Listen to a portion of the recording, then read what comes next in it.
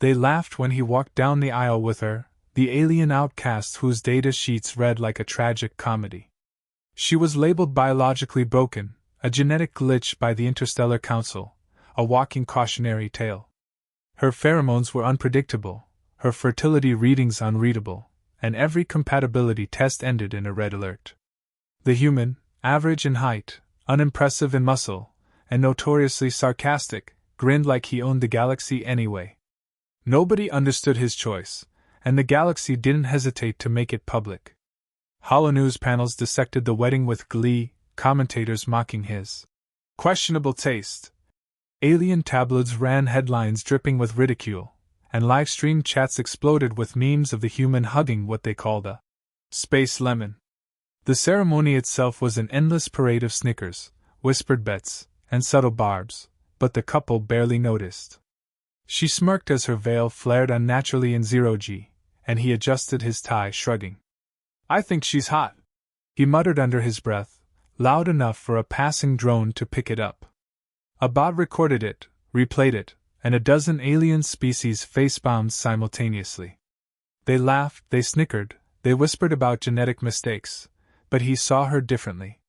She wasn't weak, she was quirky, stubborn, and sharp in ways that made interstellar etiquette manuals curl in frustration. Their banter was filthy, sharp, and consensually sexual without being vulgar, a rhythmic push and pull that left the audience too confused to mock effectively. "You do realize," he said during the vows, "that if your reproductive cycle starts right now, the council might collapse from sheer panic?" She leaned close, her tentacle brushing against his ear. "Good. I like chaos." Their whispered laughter rippled louder than the officiant's solemn declaration, leaving no doubt which one actually held the power. Meanwhile, relatives and distant spectators adjusted their hollow interfaces to get a better angle, hoping for scandal, for failure, for something, anything, to validate their mockery. Instead, they got a perfectly choreographed series of awkward yet intimate touches, subtle sparks of chemistry, and undeniable confidence radiating from both of them. The human cracked jokes about alien insurance premiums and mandatory cuddle clauses, and she returned with sly innuendo about human hardware and her species' software updates. The audience laughed at him, but inside, he was thriving on every side-eye and snicker, because each of them failed to see that she smiled only at him. The officiant tried to continue, but her energy field buzzed unpredictably, sending minor glitches across the holofeed. Distant viewers assumed technical errors, not realizing she was adjusting reality like a mischievous conductor. Even plants in the venue's biodomes leaned toward her, leaves bending unnaturally, photosynthesizing with extra vigor, as if the air itself approved. Subtle, almost imperceptible shifts in surrounding species made the ridicule sting less and the human's grin widen. The barista delivering post-wedding refreshments tripped over a gravity tether and landed in a heap. He muttered, "Seriously, I've never seen a human and an alien do that." She whispered a promise in his ear about upgrades to come, and he choked on his drink, realizing the galaxy's perception of brokenness was hilariously off. Even the pets in attendance acted smarter, more energetic, more aware.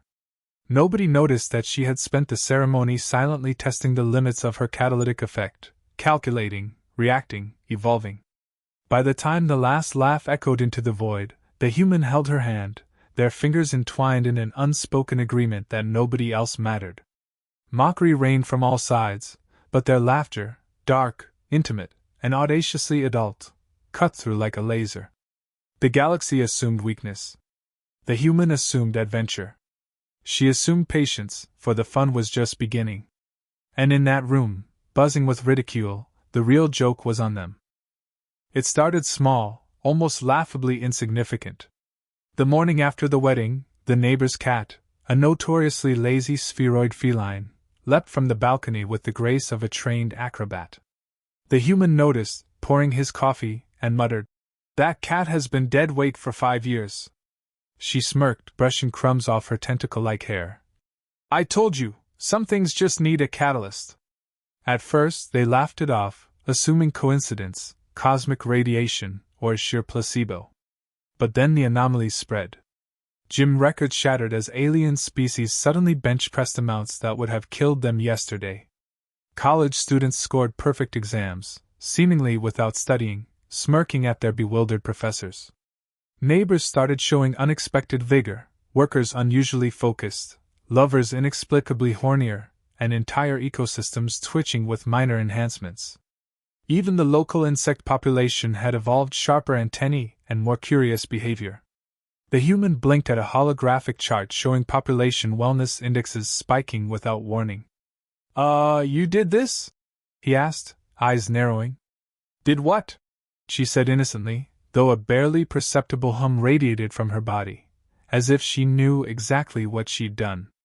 Every time they shared a glance, a touch, a private joke with sexual undertones, the charts jumped again, subtle but undeniable. Government officials were sweating behind screens, muttering about energy anomalies, cosmic interference, and whatever else sounded scientifically plausible without implicating the human-alien couple. Reports came in from planetary colonies, suddenly stronger, smarter, hornier, and somehow more resilient populations. Analysts suggested supplements, cosmic storms, even a new viral strain. Nobody suspected the catalyst herself. Their private conversations became absurdly adult and technical. So you're telling me if we... He gestured vaguely. We bond tonight, the neighboring star systems get smarter? She leaned close, her breath brushing against him, tentacles curling teasingly. Exactly. But don't overdo it, my love. Burnout is real, even for evolutionary surges. He laughed, feeling simultaneously aroused and terrified of their accidental influence. They experimented cautiously, testing handholds, whispers, kisses, and more intimate connections, charting results with mock scientific precision. Oh great, we just made a planet's population 20% hornier. Casual, he said, reading a government alert. She snorted. See? Progress isn't always loud. Dark humor crept into their adult banter. They joked about being the galaxy's most dangerous sex couple, capable of rewriting evolution without consent, the ultimate power trip hidden behind bed sheets. Officials began sending formal requests, framed as academic surveys, veiled in euphemism. Would you consider scheduling a bonding session to optimize regional vitality? Each time the request arrived, the human smirked at her, whispering, Apparently the galaxy needs your touch more than your presence. She teased back. I'll consider it, if you prove you can handle the responsibility. Relationship humor threaded through their experimental intimacy. Negotiations involved timers, hydration breaks, whispered double entendres, and mock contracts outlining consent, privacy, and liability. They reveled in the absurdity, the galaxy panicking while they lounged in bed, plotting adult experiments in evolutionary enhancement. The minor chaos only amplified their chemistry. Teasing, laughing, and engaging in physical play became a science experiment with mutually agreed-upon consequences. Faceless video-friendly details included charts exploding upward, censored government documents labeled urgent, blurred alien faces, and ambient indicators of ecological change, leaves swaying, animals behaving smarter, city lights blinking in sync with population growth metrics. By nightfall, the couple lay intertwined, bodies buzzing with intimate satisfaction, aware that every touch triggered subtle shifts across planets, a universe-wide adult joke at everyone else's expense. The galaxy believed she was broken. He knew she was powerful. And in private, laughing, negotiating, and touching, they began to understand the scale of their influence. Nothing malicious, just playful, consensual, and darkly funny. Every intimate moment doubled as an evolutionary experiment, and they both enjoyed watching the galaxy scramble to explain phenomena they could never predict. It was absurd, sexy, terrifying, and hilarious all at once, the kind of adult humor that only worked when nobody else understood what was happening.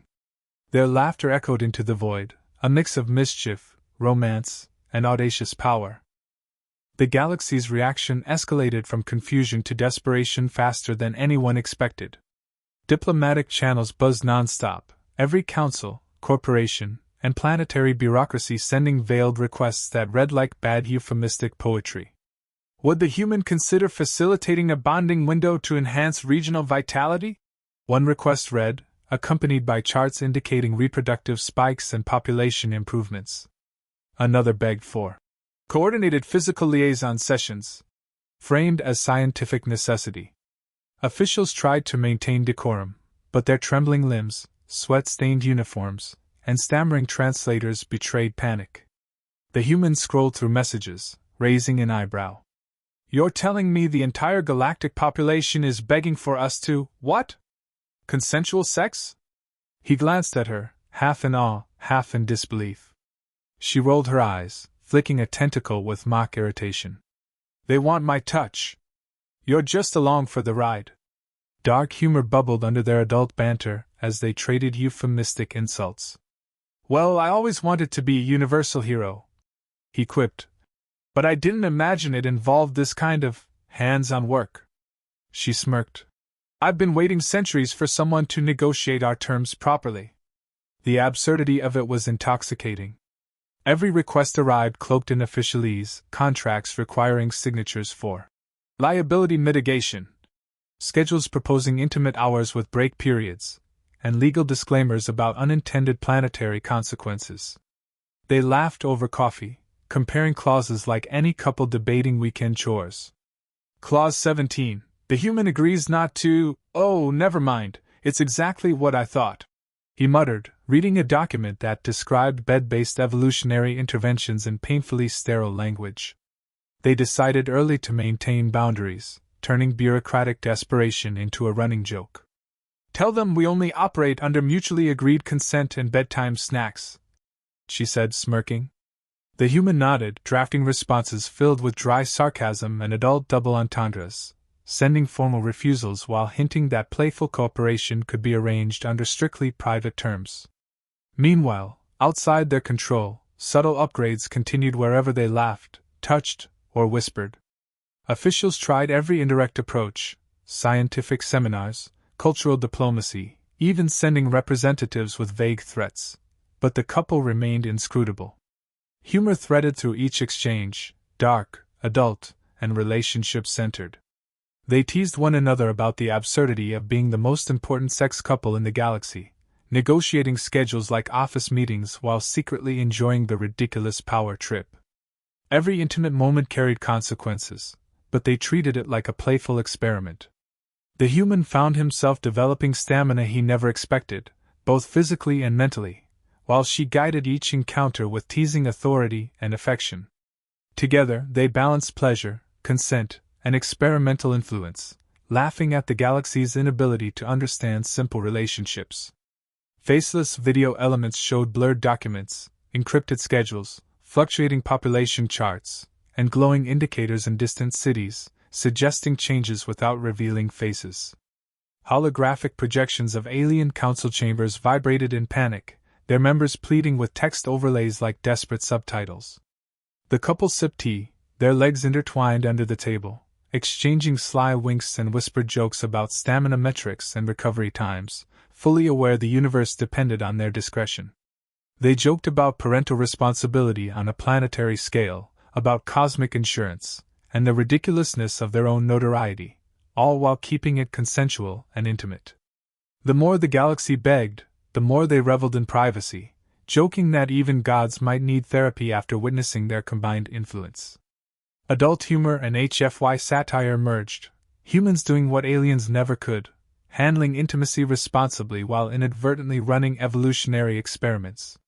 By nightfall, the couple lay in bed, laughing softly as another set of reports pinged in, population, intelligence, and libido metrics climbing subtly.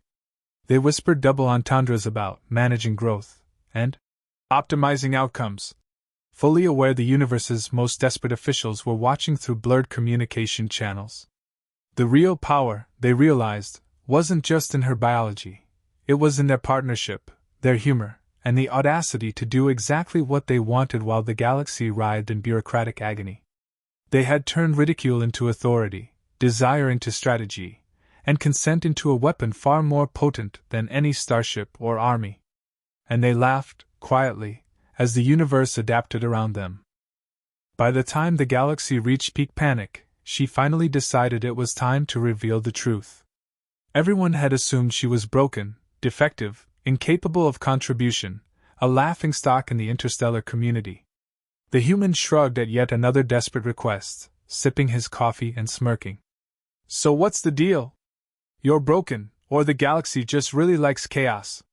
She leaned back, tentacle brushing lightly against his arm, her eyes glowing faintly. I was never broken, she said. I'm a catalyst. I'd only trigger evolution where there's safety, consent, and genuine connection. The realization hit him like a meteor strike wrapped in sarcasm. Wait, so, all those surges, all the upgrades, they happened because we were happy? She nodded, smirking. And because you treated me like a person, not a project. Love, humor, intimacy, those are the triggers. The galaxy just misread my file. Dark humor crept through their private laughter. All the bureaucrats, analysts, and generals who mocked her were now scrambling, realizing that affection and consent, not conquest or coercion, were what drove real evolution. Their whispered adult jokes danced around the idea of being most dangerous lovers in the galaxy, and the human chuckled, imagining officials quaking at their power while they lounged in bed. So technically, we're doing sex for science, he murmured. And they all thought I was the joke, she replied, tentacle curling over his chest. Relationship humor intertwined with adult double entendres, consent, and boundary jokes. They joked about stamina schedules, hydration protocols, and planetary impact while teasing each other relentlessly. The galaxy's expectation that evolution could be weaponized or scheduled collapsed in absurdity. No amount of diplomacy, science, or coercion could replicate what they had built in private: trust, laughter, and mutually agreed pleasure. Faceless video elements captured charts leveling off, holographic council rooms sweating, and censored requests pinging endlessly, highlighting the contrast between desperate bureaucracy and intimate control. She explained that she amplified traits only in environments of safety. Cruelty and mockery dampened the effect. The ridicule of the past had kept her dormant, a broken outcast in the eyes of others, but with him, the human who treated her as an equal, she thrived. Every intimate touch, every teasing whisper, every consensual laugh nudged evolution forward, making neighboring populations stronger, smarter, and yes, hornier. They grinned at the irony, the galaxy begging for intimacy while the most potent evolutionary agent demanded nothing beyond respect and humor. Dark comedy threaded their conversations. The couple mused about drafting interstellar manuals on affection, joking that it might save civilizations if anyone could figure out the consent protocols. Imagine, he said, a species-wide orgasm that actually upgrades intelligence. She laughed, leaning closer. You just described Thursday night for us. Adult humor, irreverent and sharp, flowed naturally. They had turned the tables. What was meant as mockery became their playground. Officials continued to beg, species continued to upgrade, but the couple refused to become tools. They had discovered the ultimate truth: love, humor, and connection were the true catalysts. HFY satire emerged in every small gesture. The human, average, sarcastic, and consensual, had tamed what the galaxy considered broken. And in that quiet intimacy, with adult jokes whispered between laughs, they realized the real power wasn't in her biology, nor his hands, nor the galaxy's desperation. It was in partnership. It was in respect, in laughter, in shared pleasure, and in their audacious refusal to be anyone's puppet. By the end, they withdrew from public life, leaving governments scrambling, populations subtly enhanced, and alien species adopting human-like courtship rituals with varying success and hilarious failures. The human held her hand, both of them smirking at the absurdity they had created. The galaxy had mocked them, begged from them, and now had no choice but to adapt. And in their private sanctuary, laughter, adult teasing, and love continued unabated, the most dangerous combination in the universe.